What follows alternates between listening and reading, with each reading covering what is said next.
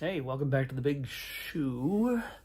I am here to talk about Dumbo, the 2019 live-action version, directed by Tim Burton. One of the first things I noticed, this is a little bit of a Batman Returns reunion, because we got Danny DeVito as one of the brothers Medici, running a small-time operation, small-time circus, traveling the country, just getting by.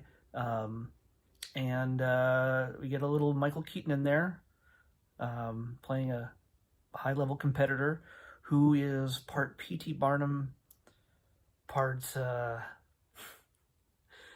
let's just say he's a little bit P.T. Barnum, a little bit Willy Wonka, and just a little bit Walt Disney, depending on how you hear him talk.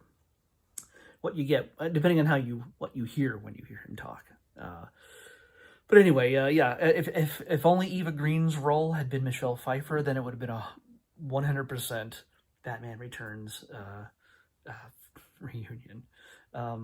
We also got Colin Farrell, who plays the main character, along with two young kids who befriend Dumbo and become his champion. They don't do much other than say, "Hey, Dumbo, do this. This is the way things should be." And of course, Dumbo is a CGI character completely. Same with his mom. It's apparent that it's that way, but of course, you can't ever really imagine real elephants acting the way they do in this movie. You could just never do it.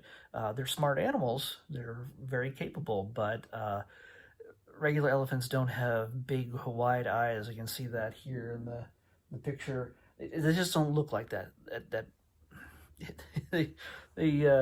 He's very humanized through his eyes, and again, it is a Disney film, so you got to have some level of suspension of disbelief, because they understand English and English instructions perfectly. Him and his mom. There's no question. I mean, complex things, not even just like instructions like "fly, Dumbo," or it's more things like, as if you've seen Dumbo, the whole premise of it is that he believes that this feather can help him fly, and of course it's just a tool that makes him think that he's capable of such things. It's sort of association that it gets in his head that that's the way he can fly, and he's told that he doesn't need the feather to fly. And when it really means something, when there's a pinch in the story, and you gotta rescue the kids or whatever you want to say. I don't want to ruin too much about this. I mean, honestly, this is not the same movie as the original animated movie from many years ago. It's not meant to be. So, and I'm not beholden to that original version because I haven't seen that since I was a kid. Also, I'm sure that'll turn up in my search in the next 3 years, randomly. But yeah, I'm not beholden to that.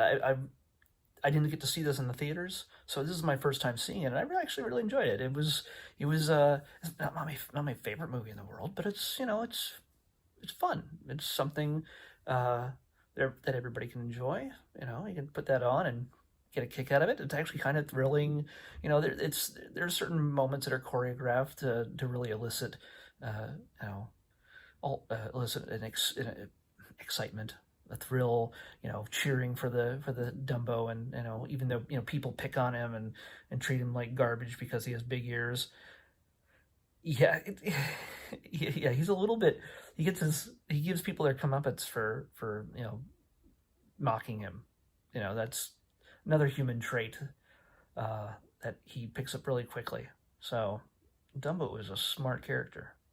Anyway, yes, you have to suspend your disbelief when it comes to a lot of these things, but it's meant to be a fun adventure. It's Disney, so you're not expected to go, "Oh, well, scientifically, this is not exactly how elephants would behave in captivity."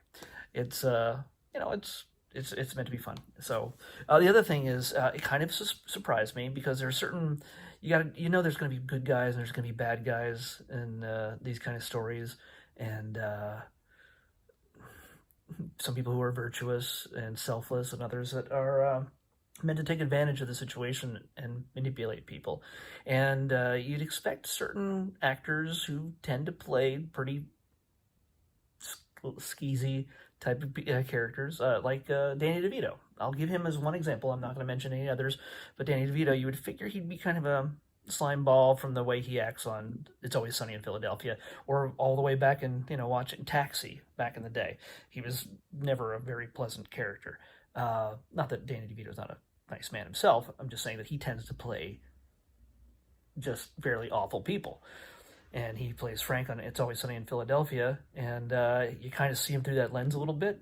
So it was kind of neat to see him again as kind of the good guy. Yeah, he's not the most virtuous guy in the world. He's trying to make ends meet, and he does it however he can. But when the chips are down, he is one of the good guys. So it's kind of neat to see him that way.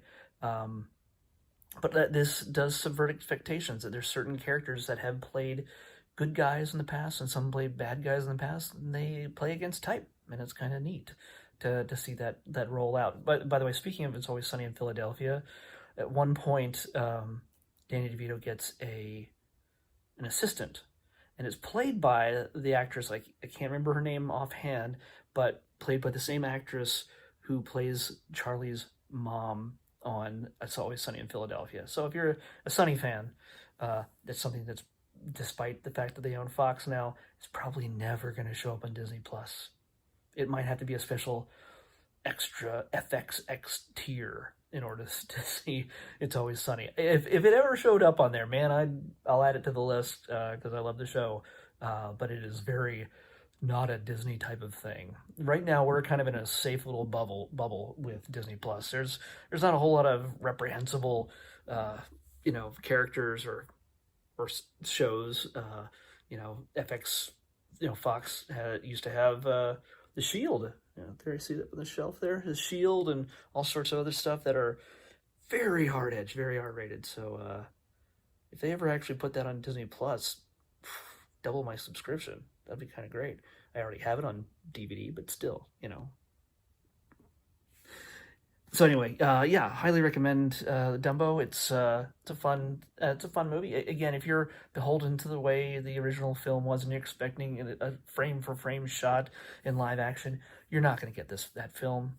Expect to see something different and just enjoy it, especially with the whole family this holiday season.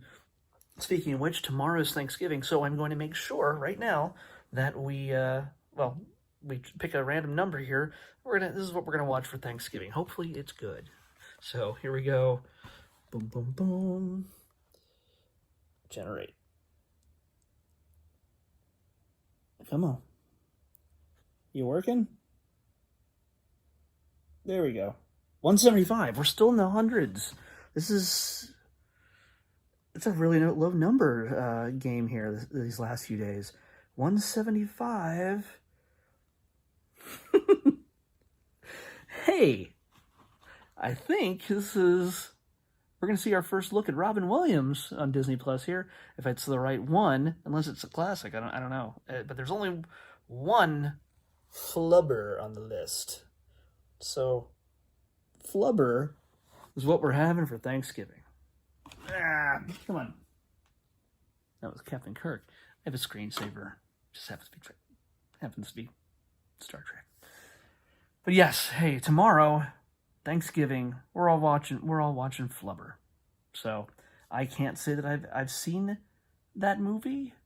If I have it's been a long time. Yes, you know what? I'm actually I was looking at the list of all the stuff that we've randomly picked here, and it's pretty amazing that I have not seen 3/4 of the stuff that have been searched. So it's a kind of a neat for me to be able to take part in all of this, to be able to see some new stuff. Though Disney Plus and this randomizer are giving me that. So, hey, hopefully it's doing the same for you. And hopefully it's just letting you fall in love with stuff you've already experienced in the past and already love. So let's do it again tomorrow. Flubber on Thanksgiving. See you then.